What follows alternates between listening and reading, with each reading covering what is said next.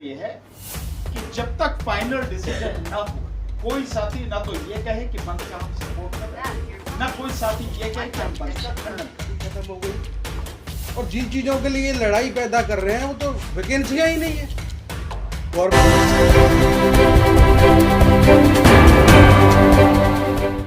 किस तरीके से भाई साहब ने बड़ी बड़ी खूबसूरत बात अभी कही कि जो हमारे बीच में फूट डलवाई जा रही है।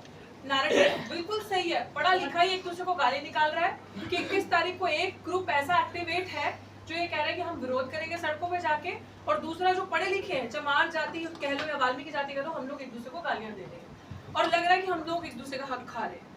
और बिल्कुल इससे पहले भी सारी डिबेट होगी, क्या हुआ, क्या किया, क्या हो रहा है, ये तो पास्ट है। एक्शन प्रोग्राम क्या है, एक्शन क्या करना है? कल कॉल, इतना शॉर्ट टाइम है, इस पे हम क्या कर सकते हैं, किस तरीके से बाहर निकल के अपनी संख्या बल से।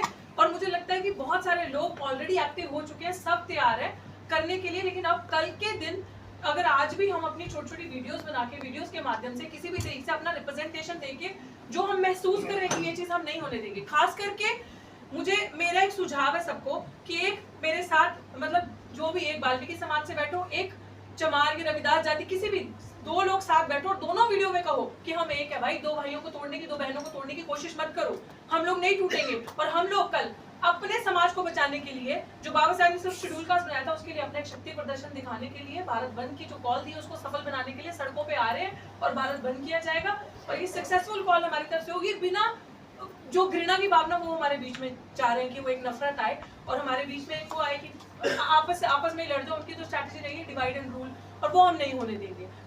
और मुझे लगता है बहुत सक्सेसफुल जाएगा। शुरुआत कम ही लोग करते हैं, और अगर आज हम इतने लोग आए, और एक महिला होने के नाते मेरा जरूर ये रहेगा कि कल प्लीज अपने घर की महिलाओं को साथ लेकर आए, और जो इक्की दुक्की अगर एक महिला सड़क पे आती है तो उसका मनोबल ना गिराए बल्कि बढ़ाए। शब्दों से और नजरों से सब पता चलता है। बहुत शुक्रिया। का आह्वान किया गया है।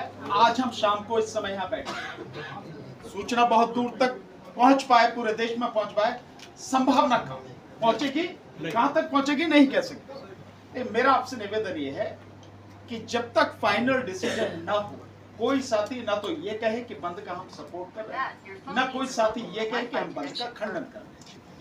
दोनों ही तरफ हम ही कटेंगे, चाहे इधर कटे या उधर कटे।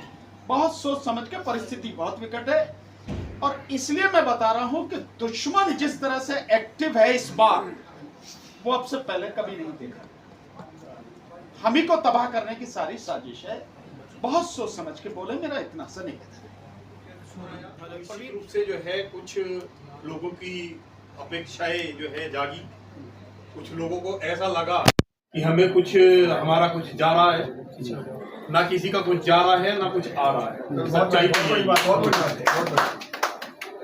जिस तरह से निजीकरण हो रहा है, जिस तरह से नौकरियां खत्म हो रही है, जिस तरह से हमारा बजट जो है नहीं दिया जा रहा है, हमें सबको मिलके उस पर जो है काम करने की जरूरत है।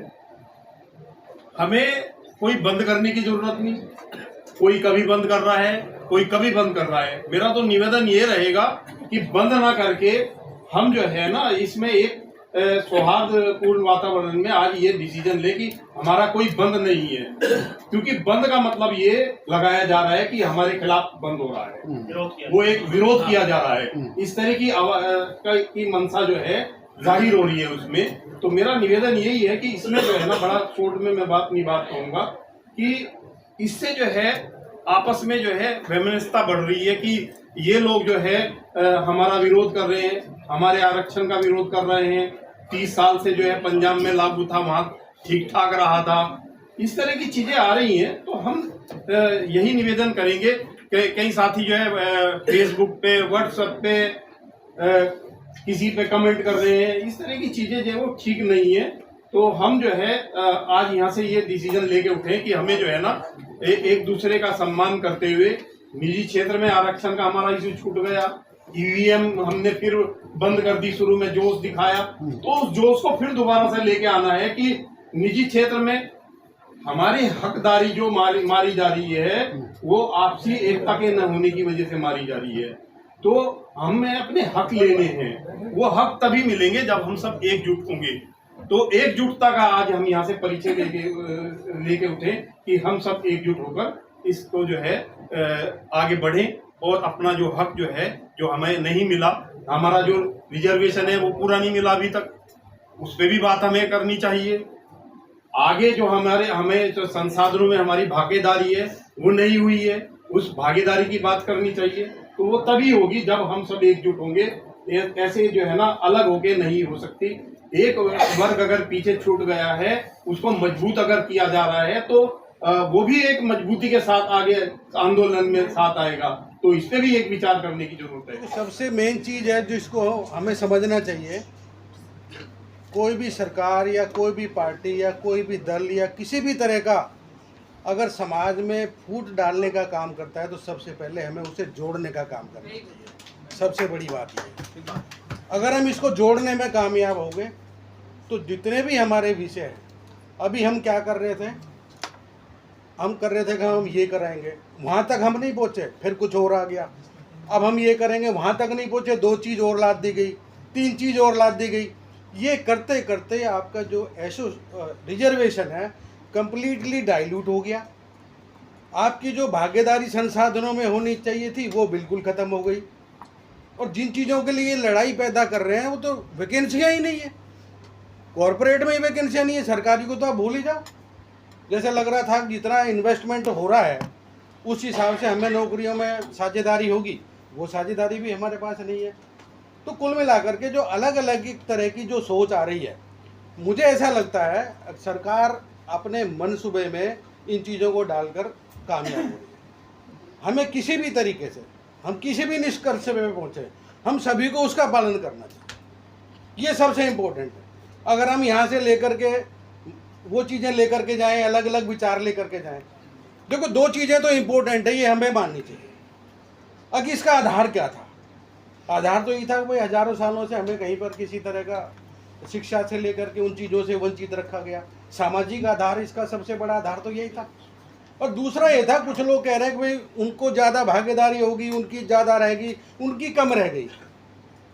ऐसी चीज़ें आ रही है ना। अब जिनकी संख्या हमारी जितनी भी SC ST में जितनी भी संख्या है, किसी समाज की ज़्यादा है, किसी की कम है। हमें चाहिए तो ये था कि हम रोटी बेटी का रिश्ता बनाते, इन खाइयों को जो दीवारें थी उनको हम कम करते।